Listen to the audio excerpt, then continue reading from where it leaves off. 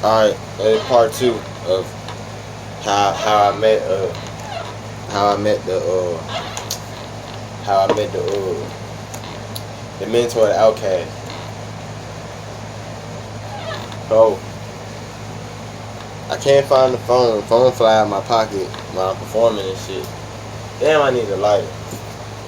Oh, I need a lighter for this story.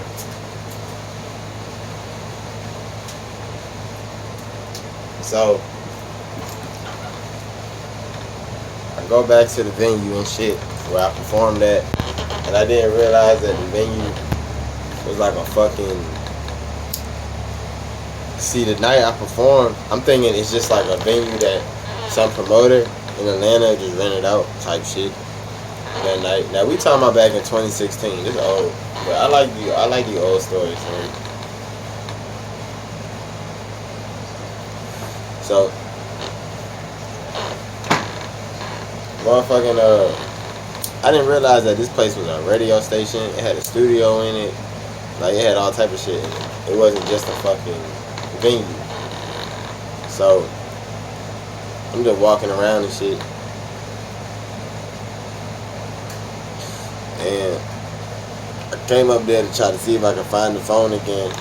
Like, this one final time, I knew I couldn't find it, so I had went on. I had nothing to use. Like, I guess I ain't just think to go to the library for some reason, but the producer was sitting in the studio and shit. So I'm sitting there, I'm like, alright. I'm like, let me go on and you know, like, see if he'll let me maybe like order this phone like off his computer and shit. So he cool, he let me go and order it. We get to chopping it up. And come to find out, this man was the mentor for Outkast and shit.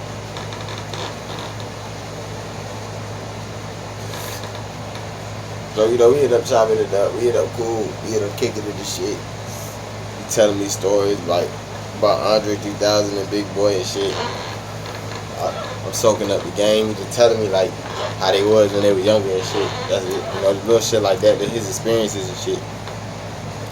I'm soaking up the game and shit. So I want to say about a week later. I'll probably say about a week later, I come back to the studio, come back over that way, for whatever reason. I think I booked a session with dude. I had booked a session with a girl, you know, just wanted to see what the shit was sounding like. Went over there, did about 2-3 hours, you know, see what he sounded like. I booked the session with Kyrie. So the session go good. I made two pretty cool records and shit. At the session, this shit straight. Session go good. Then another nigga walk in after. He like, hey man, I like what you just did. I'm gonna go and we do a song together. So this one that Kyrie connects.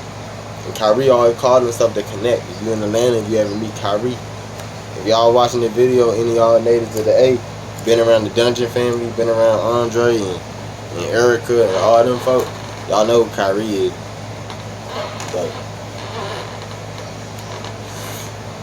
So me and dude from South Carolina, at the time I didn't know his rap name, couldn't find out. Talking about my nigga Trap Star Moses, y'all go support my nigga Trap Star too, shout out Trap Star.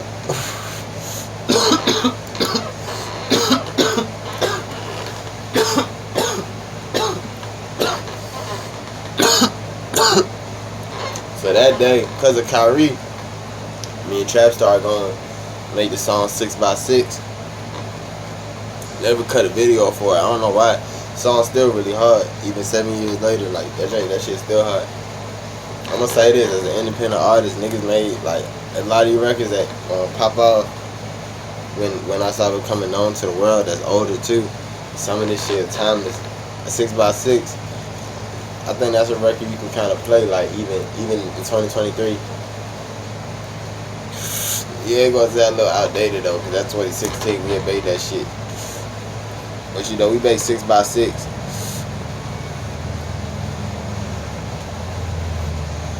That shit was straight. And I want to say about, you know, me and Kyrie, we continue to kick it and shit. Like, You know what I'm saying? I'm going over there, I'm kicking with him, smoking with him, chilling with him and shit. We talking, you know, he giving niggas game, he showing me how they be making music and where they, you know, be recording, he showing me the dungeon. So everything cool.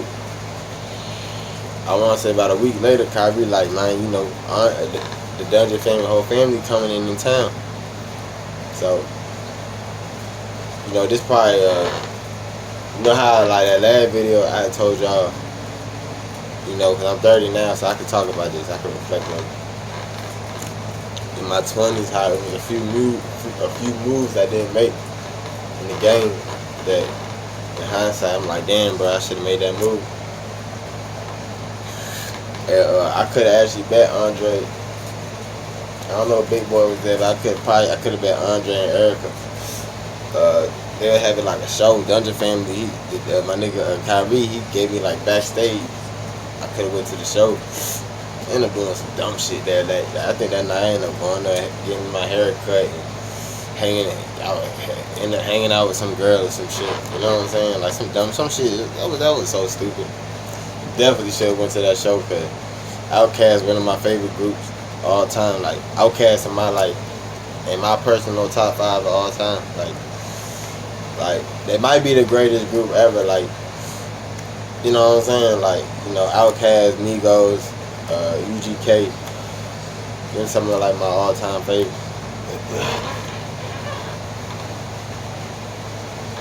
So yeah, man, I could have met them folks, but it's all good. You know, I know that man don't really be fucking with the music like that, like he used to. So, you know, but we might kick it one day on some like, it might not even have to be no music shit. Don't want to meet them folks, cause shit, we was supposed to meet 7 years ago. I kind of let that shit just bullshit.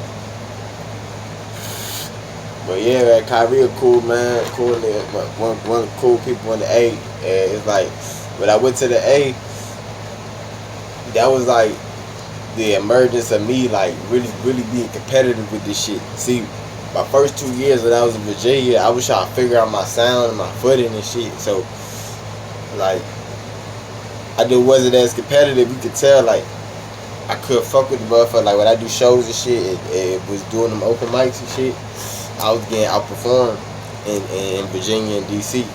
But when I got to Atlanta, it was like, yeah, nigga, like, we in the A, like, we gotta try to make something out of nothing. Like, I done left home. I done left 6 hours. You know what I'm saying? So these folks at home, all they expected me to do is fail and come back home. You know what I'm saying? That's their expectation. I still ain't been home. I ain't been back to Alexandria. I've been gone from Alexandria for 10 years. Well, no, that's a cap. Can't say 10 years, but 7 years. I don't know why I said 10 years. But 7 years I've been gone from the A. I've been gone from Alexandria for seven whole years, like. Cause I said I wasn't coming back home until everything popped off. Y'all motherfuckers I wasn't finna come home and they finna say, "Oh, nigga, you back? What happened?" You know, that's not gonna be this story. That's not gonna be the big MPH story. So,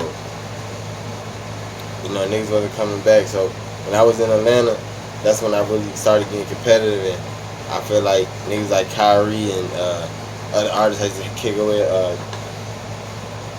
But I'm really having a brain fart. It was another artist, man, in the A.